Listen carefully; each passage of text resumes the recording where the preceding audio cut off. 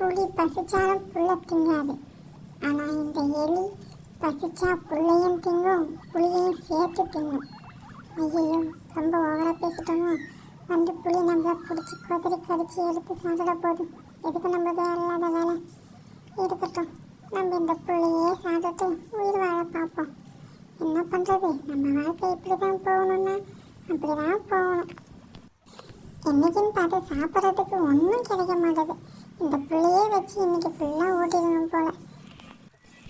மக்கா, ஒழுங்கா எல்லாத்தையும் சாப்பிட்டு முடிங்கடா. இன்னைய சோறு நமக்கு புல்லு தான். பார்த்து பதமாக எல்லாரும் சாப்பிட்டு முடிச்சுட்டு வாங்க சீக்கிரம் வீட்டில் போயிட்டு படுப்போம். எனக்கு ரொம்ப டயர்டாக இருக்கு, நான் போய் ஓரமாக படுக்கிறேன். என்னடா ஆளுக்கால் ஓடியாந்துட்டீங்க, போய் சாப்பிட வேலையை பாருங்கடா.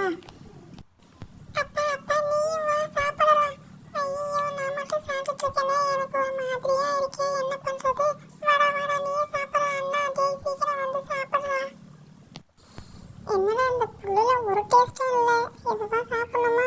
என்ன பண்றது? இதுல இவன் வேற முந்திக்கிட்டு வரான் போட்டிக்கு. ஒன்றும் பண்ண முடியாது. இன்னைக்கு ஒரு நாள் எல்லாத்தையும் அட்ஜஸ்ட் பண்ணி சாப்பிட்டு முடிச்சுப்போம். ஒண்ணுமே புரியலே உலகத்திலே, புள்ள மட்டும் சாப்பிட்டு வாழறோம் இந்த உலகத்திலே.